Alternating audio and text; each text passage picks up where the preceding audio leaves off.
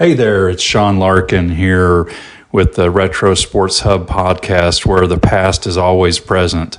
Hope you're having a great one.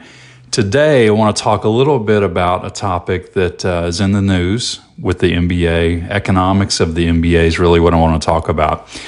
And it's one of those topics that's, just these numbers are just off the charts as far as what you're seeing with contracts and that sort of thing.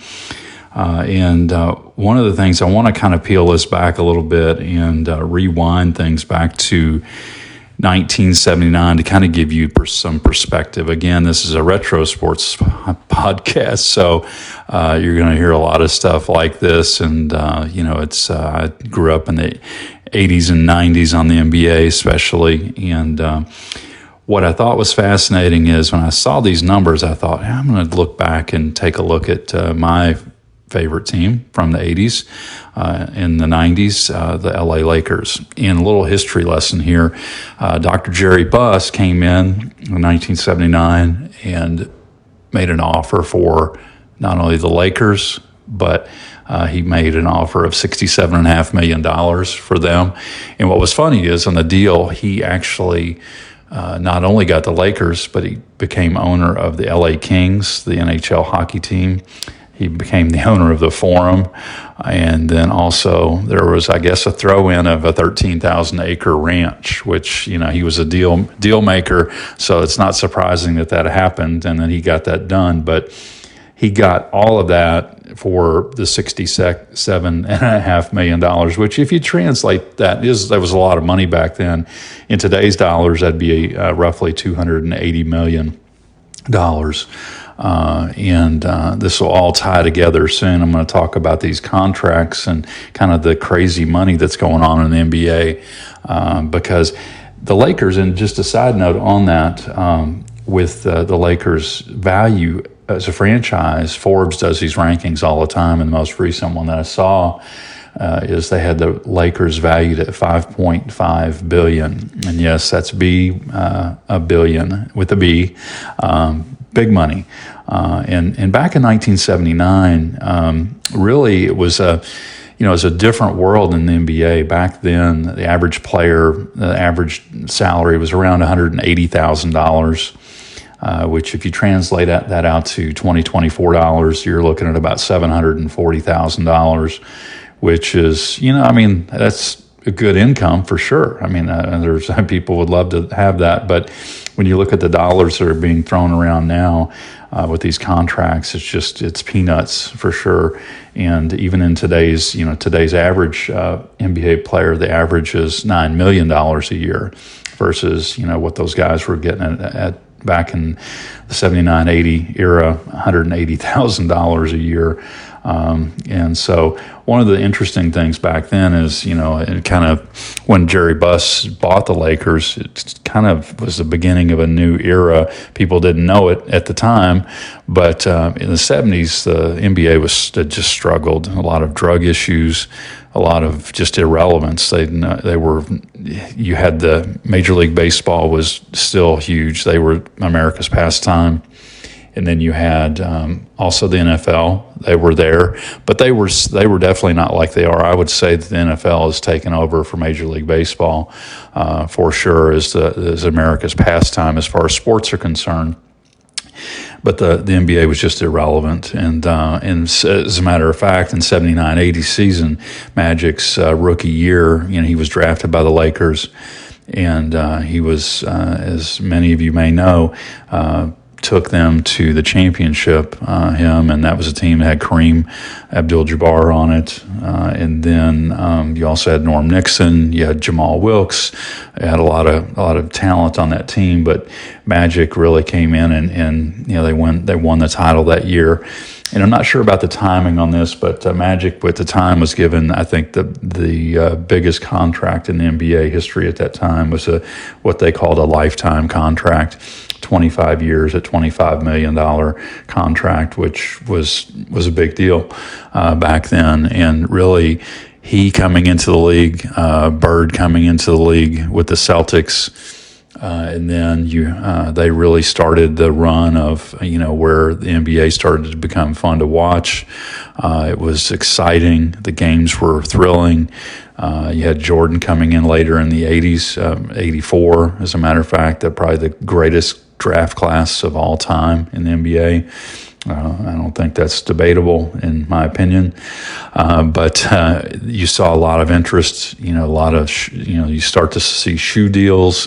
With Nike, with Converse. Converse had Magic and Bird, and they were in some famous commercials together. They were arch enemies in these commercials. Converse had them, but Nike landed Jordan, which ended up being a great deal for both of them, for sure. And it changed the whole dynamics financially for the players, for the teams, for the contracts with the television networks. It was just really a big deal, because back in the championship game in '80 with Magic, it was tape delayed. I mean, it was like I said, it was not on the radar. It was Major League Baseball, NFL, that sort of thing.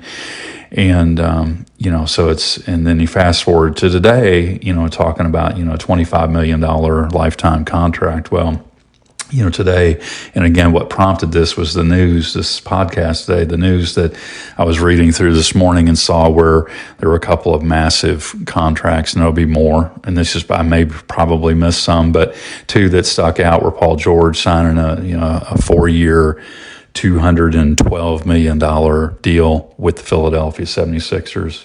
And then right along with that, Maxey, that actually one of our UK guys, happy for him. He signed a 5-year, $204 million deal, which is awesome.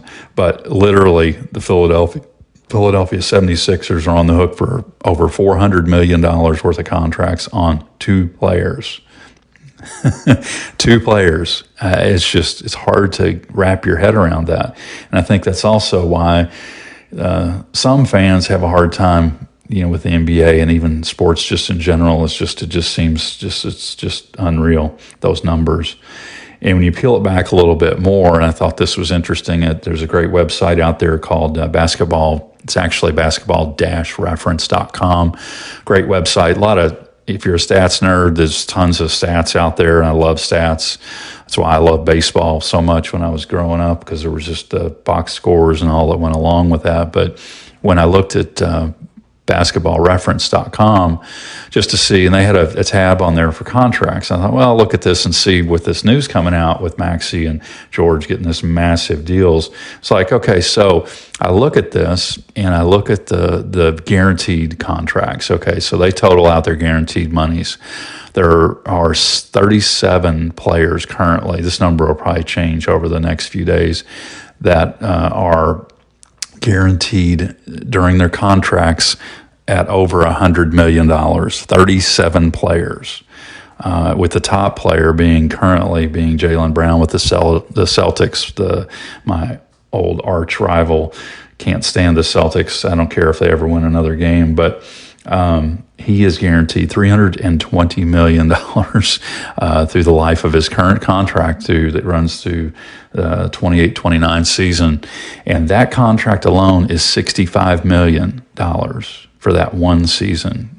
Reel it back to Jerry Buss buying the entire Lakers Kings Forum, a ranch, for $67.5 million when back in 1979. So things have changed dramatically. And even what was interesting, I even peeled it back a little further, looking at the economics of this, and I'll probably do more pods on this topic. But when you look at the list of players in the NBA with guaranteed money, there were 60 players that had more money guaranteed than what Dr. Buss paid for the Lakers back in 1979. Just nutty. So it's one of those things that I don't see this for changing, because you've got entities out there that need to have time filled on their streaming platforms, whether it be the Netflix of the world, whether it be your Amazon Primes of the world, NBCs, CBS, what have you. They have to have airtime. They have to have things on that airtime to fill it up. And the NBA, along with the NFL, Major League Baseball, NHL, soccer, MLS, whatever, you're going to have monies just grow and grow, and I don't see this slowing down any.